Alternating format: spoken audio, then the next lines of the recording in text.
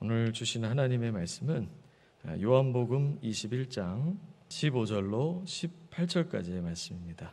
우리 한 절씩 교독할까요?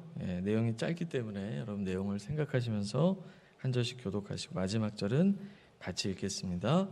제가 먼저 15절을 읽겠습니다.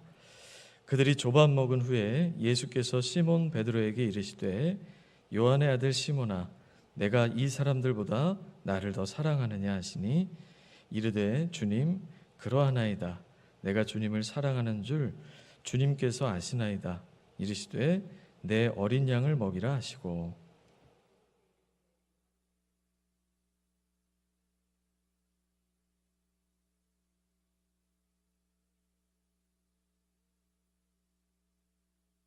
세 번째 이르시되 요한의 아들 시몬아 내가 나를 사랑하느냐 하시니 주께서 세 번째 내가 나를 사랑하느냐 하심으로 베드로가 근심하여 이르되 주님 모든 것을 아시오매 내가 주님을 사랑하는 줄을 주님께서 아시나이다.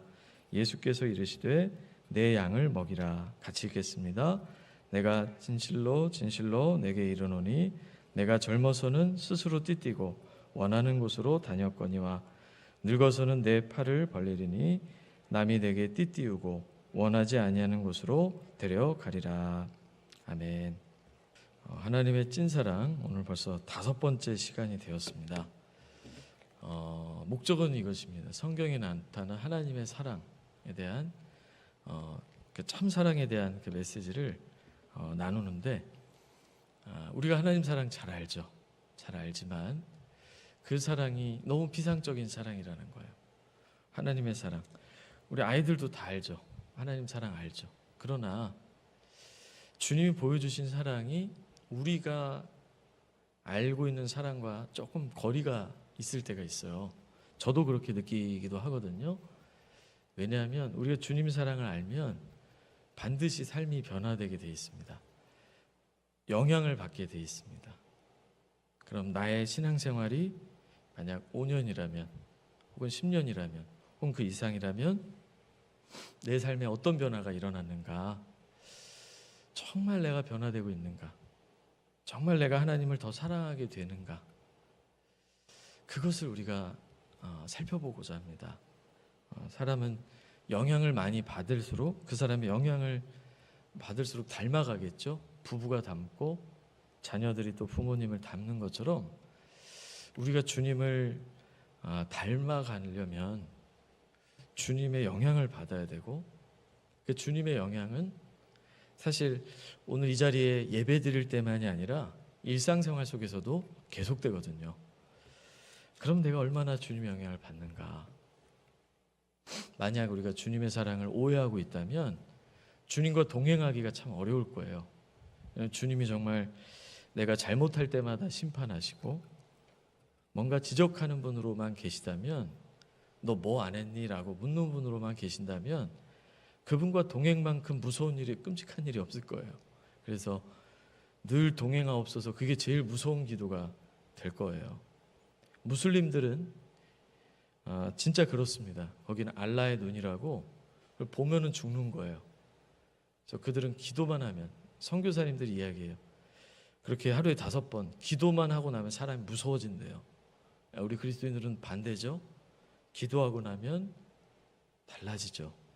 마음이 평안이 오고. 그들은 그 알라의 눈을 보면 죽는 거예요. 저주를 받는 거예요. 우리는 늘 주님이 같이 계시니까 그 주님이 그렇게 무서운 분이고 근데 그 주님을 우리가 이해하는 것이 정말로 성경에 나온 그러한 성경에서 주님이 알려주신 그 모습이 아니라 내가 경험한 권위자의 모습으로 주님을 생각한다는 거예요. 어떤 미국에서 있었던 일이에요. 한인교회에서 실제로 있었던 일인데 어떤 남자 권사님이신데 아버지가 어렸을 때 너무 그 가정폭력이 심하셨어요.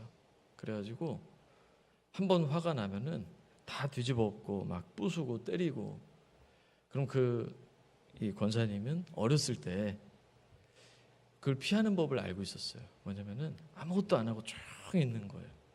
뭐 말린다든지 뭐 왜 그러냐든지 이러면은 더 맞아요. 그러니까 아버지가 화가 나서 막 때리기 시작하면 그냥 가만히 주주군들이 있어야 된다. 근데 그분이 이제 미국에 이민을 와서 생활을 하는데 사업을 해도 안 되고 자녀들이 아프고 막 교통사고가 나고 어려운 일이 계속 닥치는 거예요. 그때 이분이 무슨 생각을 했냐면 하나님이 나를 치시는구나. 그럼 어떻게 해야 되나? 가만히 있어야 돼. 뭐 하면 안 돼. 그래서 그 하나님 날 치실 때 그것을 벗어났다. 이런 얘기를 간증으로 하시더라고요. 여러분, 그게 참된 믿음일까요? 그것은 그가 아버지로부터 경험한 그 경험이에요. 성경에 하나님 막 치시느라고 막 여러 가지 어려움을 주셨다? 그런 경우는 없어요. 어디 성경을 봐도. 욥 같은 경우도 사단이 요구를 해서 하나님이 다른 계획 속에 허락하심 속에서 그 일을 행한 것이지, 하나님이 일방적으로 누구를 막 치셔서 막 어려운 일을 주고, 그건 나의 생각이에요. 나의 경험의 생각이에요. 성경이 그렇게 말하고 있지 않아요. 근데 그 권사님은 그걸 믿은 거예요. 그래서 자기 삶의 경험을 마치 그것이 하나님인 것처럼. 그래서 저는 그래서 그것을 막 간증하고 막 이렇게 전하는 걸 보면서 이게 참 우리도 그럴 수 있겠구나. 하나님께서 우리를 어떻게 대하시는지를 정말 성경을 보고 다시 봐야겠구나. 다시 확인해야 되겠구나. 그래서 하나님의 찐사랑 시리즈를 설교하기 시작한 거예요. 왜냐하면 그 사랑의 경험을 계속 하게 되면 우리 마음은 사랑받을 때 안정이 되거든요. 안정될 때 성숙을 합니다. 자녀들도 마찬가지예요. 부모님 사랑 속에 있으면 나이가 들어서 성장하는 것은 나이가 들면은 시간이 흐르면 되는 거지만 성숙하는 건 다르거든요. 그러니까 우리가 주님의 사랑 안에 거하면 신앙적인 성숙이 일어나고 인격적인 성숙이 일어나서 성령의 9가지 열매, 그다 인격의 열매거든요. 인격의 열매가 맺혀지는 거예요. 한 가지 얘기를 더 드릴게요. 제가 아는 후배 목사님이 개척교회를 섬기시는데 교회 사정이 너무 어렵다 보니까 정수기 코디를 같이 하세요. 자, 그분이 이제 목회자라는 표시가 전혀 없죠. 주중에 이제 코디를 하셔서 이제 가정에 방문하면 그 가정 안에 십자가가 있고 그리고 성구가 딱 벽에 걸려 있어요. 그런데 너무너무 함부로 대하더라는 거예요. 코디인 자신을. 그래서 어떤 분은 보니까 장로님이고 어떤 분은 권사님이고. 그래서 너무 마음이 실망이 되고 힘든 거예요. 이렇게까지 하는구나. 그러니까 너무 현실 속에서 목회자로서 신방을 하면 좋은 모습을 보여주지만 갑자기 그렇게 코디로서 가니까 목회자인 줄 모르는 거죠. 그래서 이분이 지혜를 하나님이 주시는데 이제 그 아파트 문에 교패가 붙어 있으면 딱 들어갈 때 교우신가 봐요. 이렇게 인사를 한대요. 교회 다니시나 봐요. 그러면은 이렇게 예리한 눈초리로 뭐 조금 늦었다든지 막 뭐가 안 됐다든지 막 불평을 터뜨리려고 하다가 갑자기 네 이렇게 바뀐대요, 태도가. 그러면서 저한테 그 얘기를 하더라고요. 왜 그럴까? 우리가 예수 믿는 사람으로서 왜 교회의 모습과 가정과 또 직장에서의 모습이 다를까? 그럴 수밖에 없어요. 우리가 받은 사랑이 너무 피상적이에요. 하나님은 사랑이시라 그래도 그게 무슨 뜻인지 깊이 경험해 보질 못했어요. 왜? 무조건적인 사랑을 우리가 경험해 보질 못했기 때문에. 부모님의 사랑이 무조건적인 사랑이죠. 그러나 그 깊이를 들여다보면 부모님의 사랑도 때로는 조건이 있어요. 이렇게 됐으면 좋겠다라는 그런 마음이 들어 있어요. 그게 안 되면 마치 내 아이가 내 것인 것처럼 화도 내고 내 것인 것처럼 그렇게 합니다. 그렇기 때문에 우리가 신앙생활을 하는 동안 하나님의 사랑을 분명히 깊이 있게 또 정말로 직접적인 경험을 우리가 해야 돼요. 그렇게 할 때 우리 삶이 진짜 변하고 그리고 나중에 천국에 갔을 때 여러분 갑자기 깜짝 놀라면 안 돼요. 주님 보시고 주님 만났을 때 누구시냐고. 평소에 나와 동행하시던 분이 천국에 계신 거예요. 주님은 늘 같이 계신다고 하셨고 내가 영원토록 너희와 함께 할 거라고 하셨어요. 우리가 이것을 빨리 깨닫고 눈이 열려서 그 사랑을 늘 여러분 경험하고 사도 바울이 에베소서에서 기도했던 것처럼 그 사랑의 깊이와 너비와 길이와 풍성함을 알게 되기를 정말 원합니다. 자, 우리 지난 첫 주를 딱 기억해 보면 1주차에 탕자의 비유를 나눴죠. 그 둘째 아들이 아버지의 재산을 허랑방탕하게 다 날려버리고 이제 아버지 뵐 낯이 없어서 못 가는 거예요. 우리도 마찬가지. 우리도 주님이 주신 은혜와 사랑을 다 날려버리고 그 기대를 다 놓쳐버리고 주의 전에 나왔단 말이에요. 혹은 나오지도 못하는 상황 속에 있단 말이에요. 그럼 주님 우리를 어떻게 대하실까요? 이것을 꼭 기억하셔야 돼요. 누가 봐도 폐륜적인 자녀예요. 왜? 유산을 미리 달라는 것은 그 당시에 빨리 돌아가시라는 의미를 가지고 있었거든요. 누가 봐도. 여러분 혹시 그런 죄를 짓고 이 자리에 나오셨나요? 누가 봐도. 근데 아버지 어떻게 대하세요? 제일 좋은 옷을 입혀다가, 그죠? 제일 좋은 옷 보시면 네. 기술을 쓰려니까 잘 안 돼. 네, 넘어가겠습니다. 제일 좋은 옷을 내어다가 입히고 막 손가락에 가락지를 발에 신발도 없는 거죠. 살찐 송아지를 끌어다가 잡아. 내 아들은 죽었다가 다시 살아났습니다. 잃었다가 다시 얻었도다. 이 심정으로 우리를 대하신다는 거예요.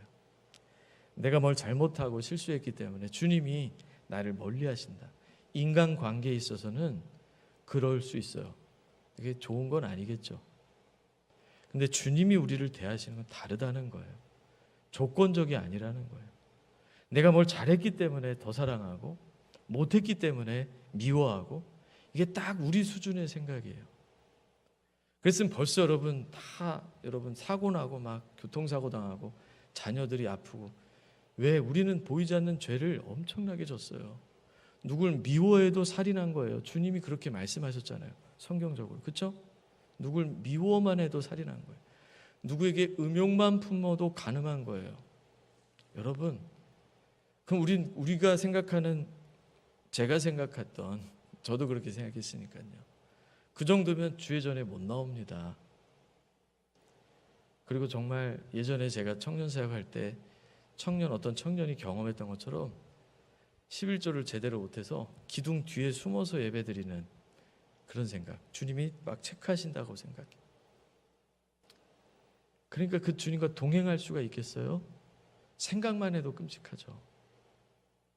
그래서 여러분 이걸 분명히 아셔야 돼요. 둘째 아들 같은 나의 모습 주님 어떻게 대하세요?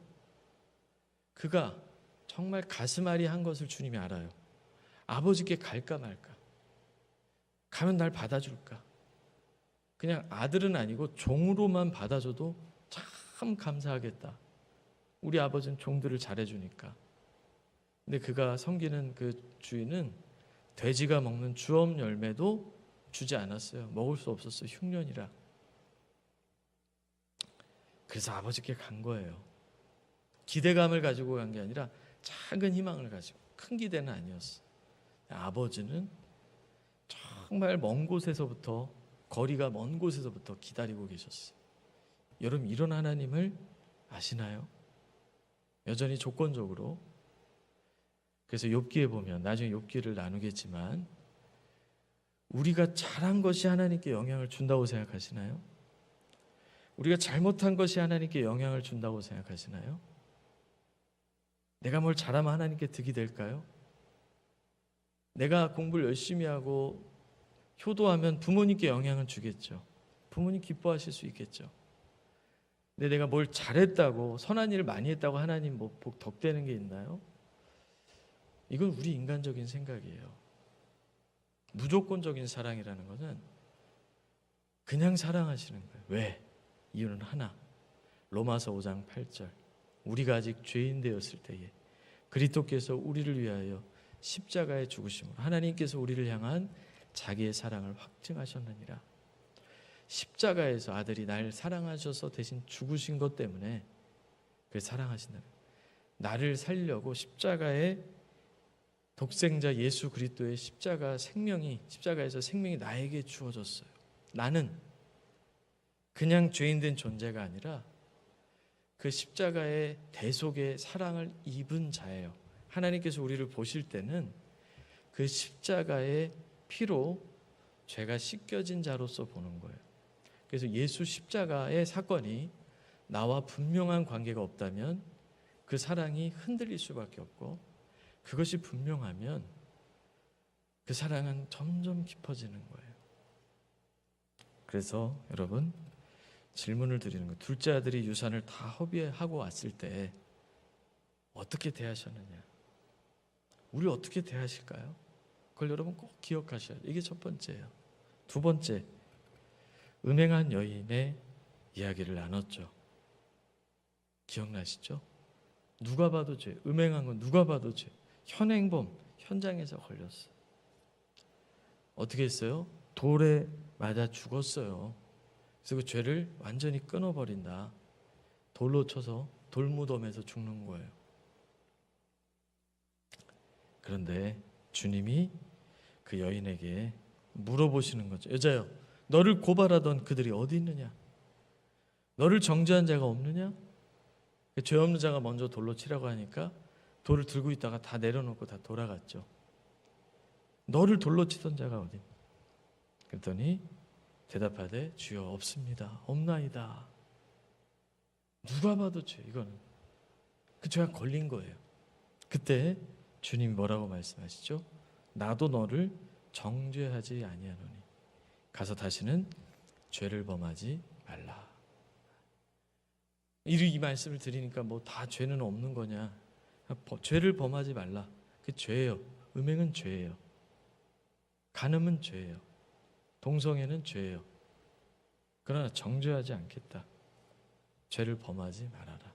왜? 이미 죽었다고 생각하고 있고 벌벌 떨고 성전 앞에 끌려와 있어요.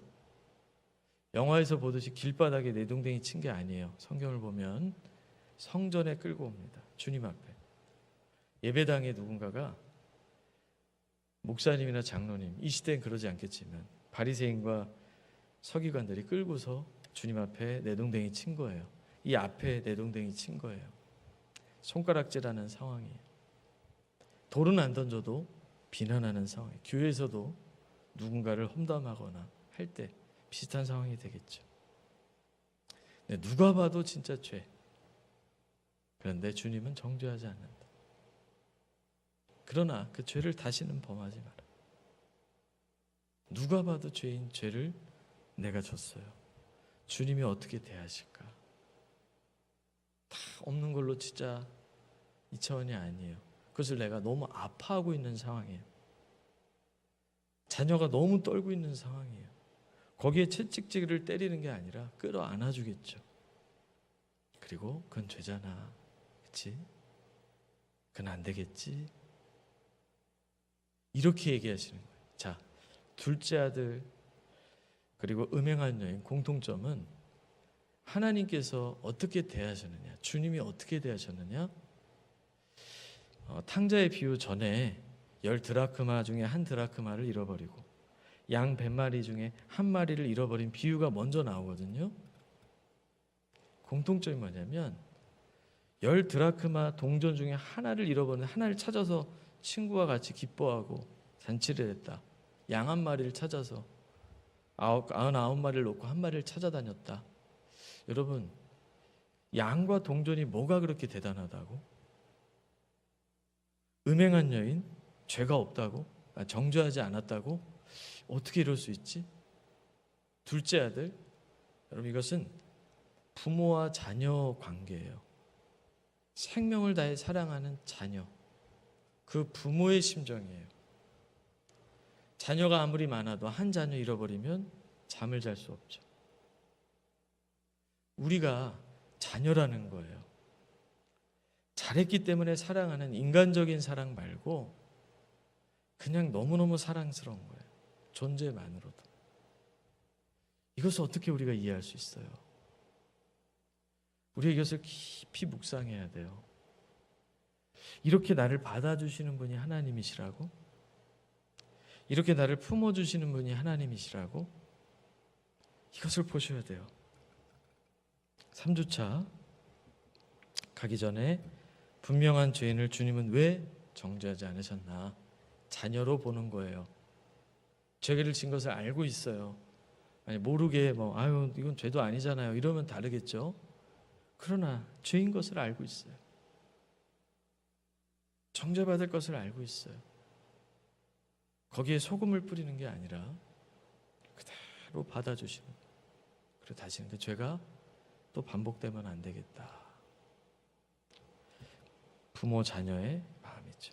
자, 그렇다면 여러분 요나를 봅시다. 선지자예요. 선지자. 하나님의 말씀이 직접 임했던 선지자예요. 아미떼 아들 요나에게 하나님 말씀 임하니라 임했어요. 그런데 니느웨, 아수르의 수도, 우리로 치면 일본과 같은 그러한 그렇게 일제치하에 있었던 아픔의 경험, 아수르가 그런 나라예요.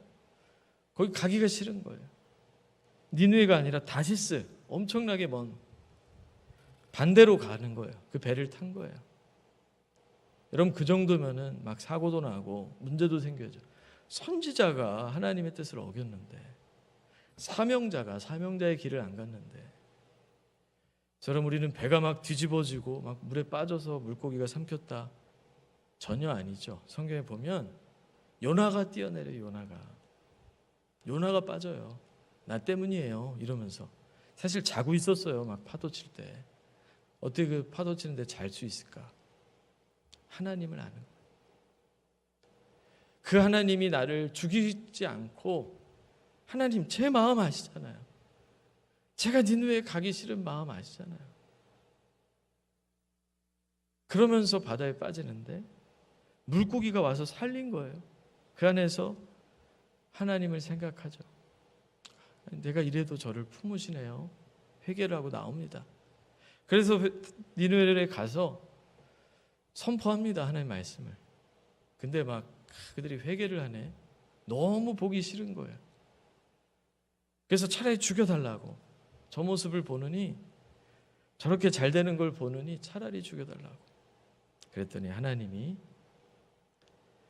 그 당시 이제 요나가 구경할 때 박넝쿨에 그늘이 있었거든요. 근데 밤새 이렇게 곤충을 보내가지고 그 벌레로 그 박넝쿨 줄기를 갉아먹게 해서 박넝쿨이 시들어요.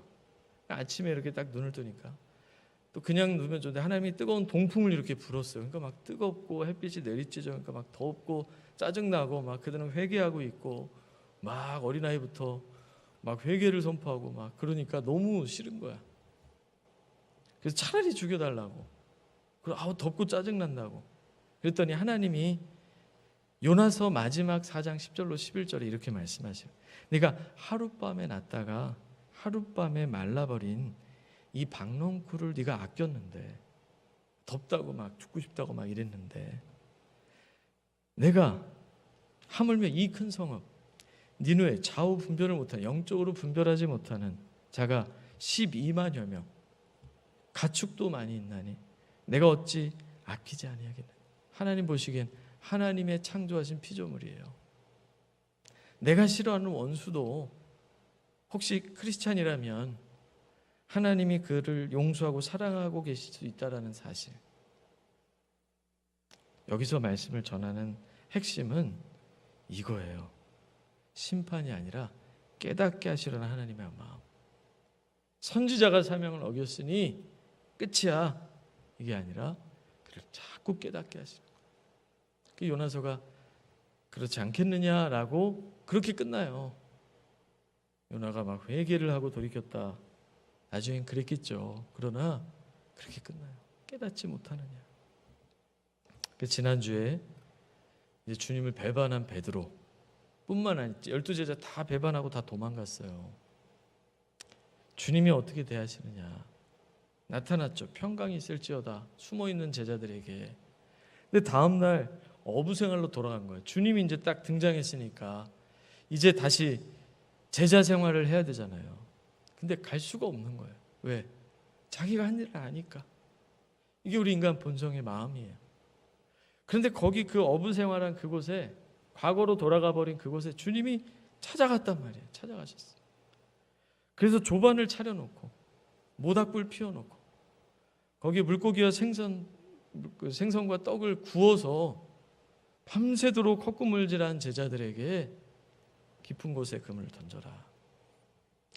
그랬더니 거기에 153마리의 물고기를 거두고 사도 요한이 주님이시다 알아차린 거죠.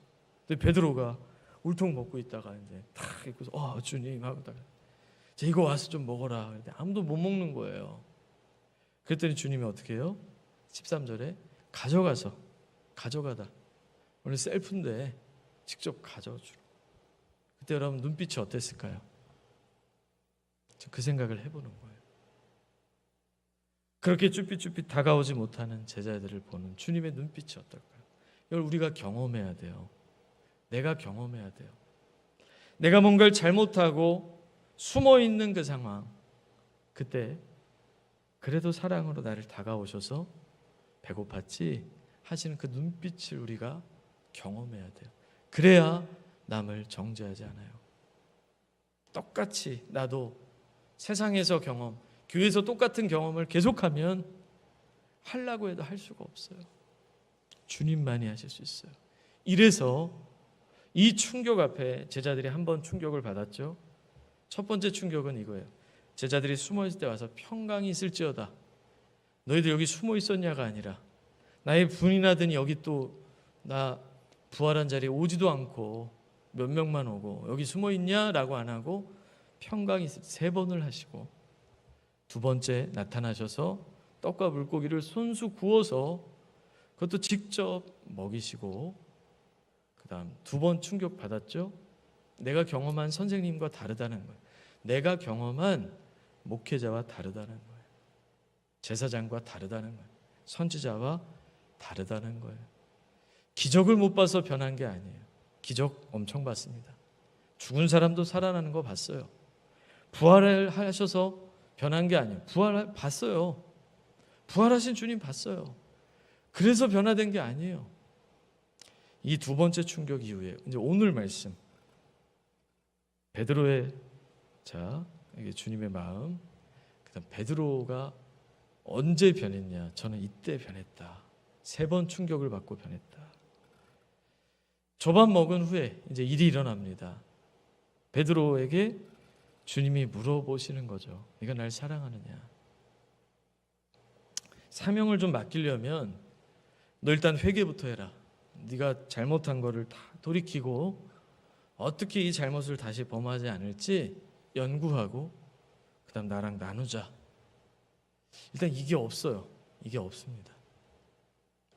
자, 조반을 먹었어요. 이제 배도 부르죠. 주님이 탁 다가오셔서 요한 아들 시몬아, 네가 나를 사람들보다 더 사랑하느냐? 사랑을 물어보시는 거예요. 사명을 맡기는 자리에 어떻게 알아요? 내 어린 양을 먹이라, 내 양을 치라, 내 양을 먹이라 말씀하시잖아요. 사명을 맡기는 거예요. 목양을 하라, 양들을 돌봐라, 목양하라, 목회하라, 이거예요. 그런데 이 사명의 자리에 3가지 질문. 당신을 우리 회사에 고용하려면 인터뷰를 할 텐데 인터뷰 내용이 스펙 어느 대학 나왔습니까? 자격증 어떤 걸 가지고 있습니까? 토플이나 토익 성적은 몇 점입니까? 이걸 물어본 게 아니라 내가 나를 사랑하느냐? 다른 사람들보다 사랑하느냐? 더 사랑하느냐? 아시죠? 저는 베드로가 진짜 사랑했다는 걸 알 수 있어요. 왜냐하면 주님과 했던 약속, 네가 날 부인할 거야. 주님, 저는 다 부인해도 12제자들이 얼마나 얄미워요. 다 부인해도 저는 부인 안 합니다. 그렇죠? 그런데 부인했단 말이에요. 정말 다 굴기 전에 3번 부인했단 말이에요. 그러니까 베드로가 이게 끝이 아니에요. 통곡을 했다고 나와요. 사랑하는 주님, 그 약속을 제가 또 어기고 말았네요. 통곡을 했어요. 여러분, 우리가 주님의 뜻을 어겼다고 통곡하시나요? 어떻게 하면 통곡할 수 있을까요? 정말 그분을 사랑해야 돼요. 더 정확히 말하면 그분의 사랑을 깊이 경험해야 됩니다. 그거예요. 목자가 양을 돌볼 때, 여러분 요한복음 10장에 보면 양의 문이 나와요. 양의 문. 예수 그리스도는 양의 문이다라고 얘기합니다. 그게 무슨 뜻이냐면, 양을 이제 풀밭으로 인도하고 가다가 이제 풀을 찾아 너무 먼 데까지 갔어요. 그러면 돌아올 시간이 없단 말이에요. 우리로. 그럼 이제 목자가 이제 우리를 만들어요. 이동식 이제 간이 우리를 돌도 쌓아놓고 나무도 쌓아놓고. 근데 입구에 누가 자느냐? 목자가 누워서 자는 거야. 목자가. 양이 나가려면 목자를 밟고 지나가야 돼. 목자가. 이 입구에 들어가려면 목자를 지나가야 돼요. 양의 문이라는 건 뭐냐면 주님이 그 양들을 만나는 통로가 된다는 거예요. 목자가 양을 만나려면, 다른 목자가 양을 만나려면 이 양의 문이신 예수 그리스도를 통해서 양들을 만나는 거예요. 제가 여러분들을 만나려면, 목회자가 여러분들을 만나려면 예수 그리스도를 깊이 사랑한 그 경험, 그분의 인격, 그분의 사랑을 만나고 영떼들을 만나는 거예요. 그거예요. 여기 교사가 계시다면, 여기 그리스도인들이 여러분들이죠. 계시다면 우리가 이방인들을 만나고, 믿지 않는 사람들, 이방인은 표현이 이상한데 믿지 않는 사람들 만나고, 학생들을 만나고, 예수 그리스도를 먼저 만나고 만나야 돼요. 그분의 사랑을 경험한 자가 양들을 만나는 거예요. 오늘 주님이 그것을 보여주시는 거예요. 네가 날 사랑하는, 다른 사람보다 더 사랑하는, 사랑을 기억하게 하는 거예요. 사랑의 추억을 더듬는 거예요. 사랑을 생각나게 하는 거예요. 마지막 순간, 이제 주님께서 부활 승천하시기 전에 베드로와 1대1로 만나서, 여러분들도 주님과 1대1로 만난 경험, 저도 주님과 1대1로 만난 경험, 저는 그것 때문에 그것을 저는 잊을 수가 없어요. 그것을 늘 생각해요. 어떻게 할 수가 없어요. 제가 그걸 생각하면 어떻게 피해갈 수가 없어요. 그 사랑을 생각하면, 그 주님과 나와의, 주님이 나를 사랑하시는 그 경험, 십자가에서 내가 뭘 잘해서가 아니에요. 로마서 5장 8절, 5장 6절, 우리가 아직 연약할 때 경건하지 않은 자를 위하여 주님이 죽으셨다. 로마서 5장 8절, 우리가 아직 죄인 되었을 때에, 내가 잘할 때가 아니에요. 십자가에서 죽으신 것이 하나님 사랑의 증거라는 거예요. 뭐가 잘 됐다, 그러니까 날 사랑하신다. 여러분, 그거는 너무 지금 오해하고 계신 거예요. 십자가에서 날 사랑하신 증거가 이미 도장 찍었어요. 자녀가 잘 되는 걸 보니까 날 사랑하시네. 그 생각을 빨리 내려놓으셔야 돼요. 그럴 수도 있고 아닐 수도 있어요. 그럼 내 자녀 안 되는 거 보니까 내가 날 사랑하지 않는 거예요? 주님이 얼마나 안타까워하실까요? 십자가에서 생명 주신 것이, 영생을 주신 것이, 그것이 사랑의 증거인데, 뭐가 잘 되면 날 사랑하는, 뭐 안 되면은 하나님 사랑 안 하니까 교회도 가기 싫고 예배도 드리기 힘들고 기도도 안 되고, 그게 아니에요. 그래서 여러분, 질문 드립니다. 주님과의 아름다운 사랑의 추억이 얼마나 있으신가요? 이것을 만들어 가야 돼요. 일상 속에서 내가 뭘 잘못했을 때 괜찮아 하신 주의 음성을 들어야 돼요. 나 스스로 내가 정죄가 돼서 견딜 수 없을 때 괜찮아. 네가 그것을 잘못했다고 내가 널 떠나는 게 아니야. 내가 널 미워하는 것이 아니야. 내가 세상처럼 너를 평가하는 게 아니야. 예전에 영상 하나 보여드렸었죠. 딸이 불의의 사고로 갑작스러운 죽음 맞이했을 때 이제 장기 기증을 하잖아요. 심장을 기증한 사람을 만나러 가서 아버지가 그 사람을 만나러 먼 길을 자전거 타고 갔는데 그 주인공이 그 딸의 심장을 이식받은 그 남자가 쇼핑백에 이쁜 쇼핑백에 선물을 담았는데 뭐냐면 청진기를 담아서 아버지에게 꺼내주고 아버지가 그 딸의 심장 소리를 더 잘 듣게 하려고 청진기를 꽂고 그 딸의 심장 소리를 듣는데 엉엉 오열하는 거죠. 내 딸의 심장이 거기 있구나. 너무너무 특별한 거. 얼싸 안는 거예요. 그 영상 한번 보여드렸었죠. 우리를 보실 때 예수 그리스도의 십자가 사랑이 생명이 들어가 있는 거예요. 내 아들의 피가, 내 아들의 사랑이 그렇게 보시는 거예요. 내가 뭘 잘했느냐 못했느냐 그걸로 날 사랑하시는 것이 아니라, 그걸로 날 평가하시는 것이 아니라. 그래서 여러분 여기에 뭘 한 주간 잘 지내고 막 예배 잘 드렸다고 더 사랑받고 그렇지 않아요. 그럼 한 주간 싸우고 왔고 그러면은 예배드리기 힘든가요? 주님은 죄인들에게 다가가셨어요. 오히려 내가 온 것은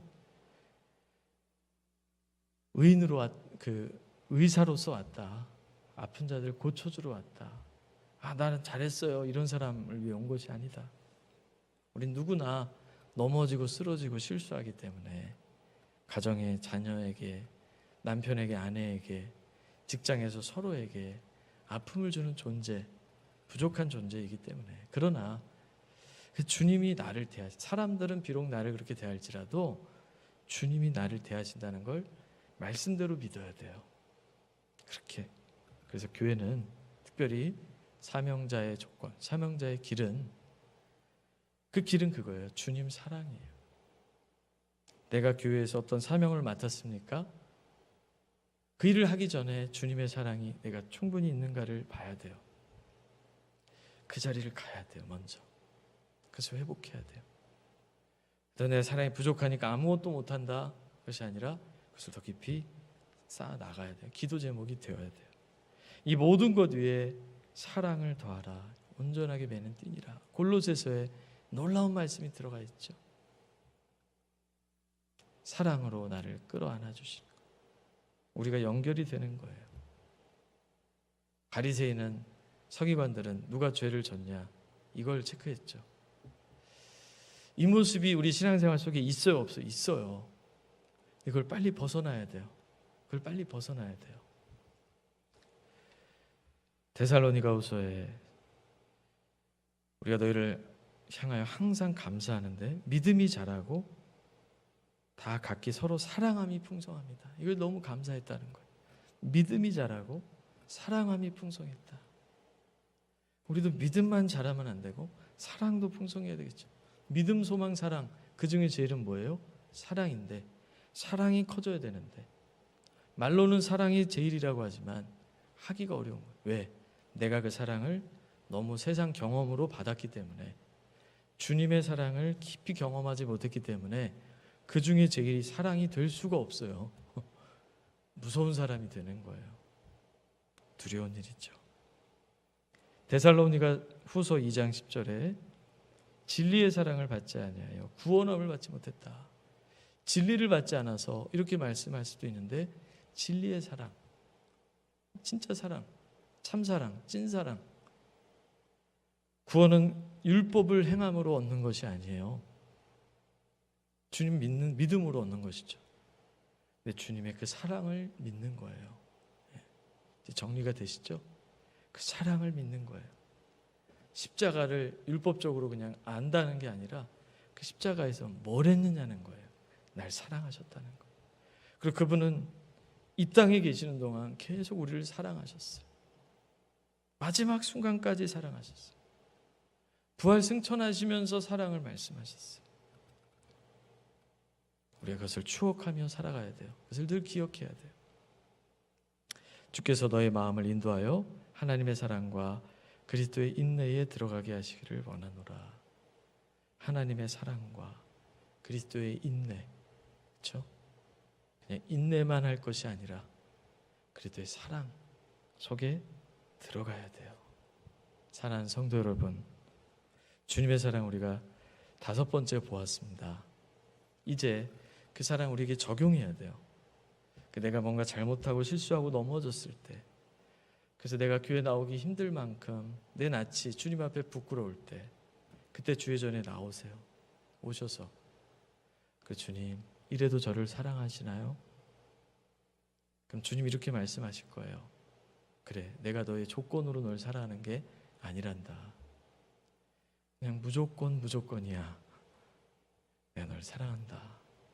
이게 들려야 돼요. 이게 들리면 마음대로 살까요? 아니에요. 그 사랑을 너무 피상적으로 아니까 오히려 더 율법적이 되거나 오히려 더 율법 폐기론자가 돼서 다 성경은 필요 없다. 혹은 말씀대로 안 하니까 이렇게 된 거다.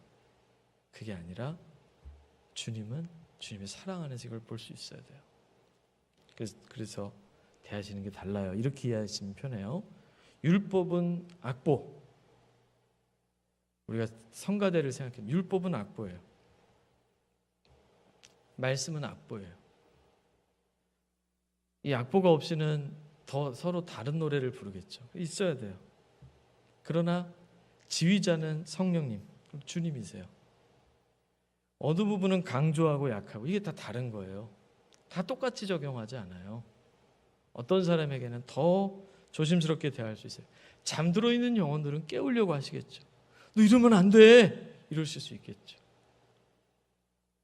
근데 너무 두려움에 사로잡혀 있는 영혼들에게는 똑같이 대하시지 않겠죠. 그래서 괜찮은 거야. 그것은 내가 하는 것이 아니야. 네가 어렸을 때 경험이나 환경에서 두려웠던 그것이 너를 더 그렇게 두렵게 하는 거야. 나는 널 그렇게 대하지 않아. 지휘자가 때로는 강약, 중강약을 조절해서 아름다운 하모니를 이루듯이 우리도 주님께서 말씀을 읽어나갈 때 내 영혼에 말씀하시는 걸 들을 수 있어야 돼. 그리고 사랑을 경험할 수 있어야 돼. 여러분, 그런 사랑을 경험하시고 누리시는 저와 저도 포함해 저와 여러분들이 다 되시기를 주님의 이름으로 간절히 축원을 드립니다.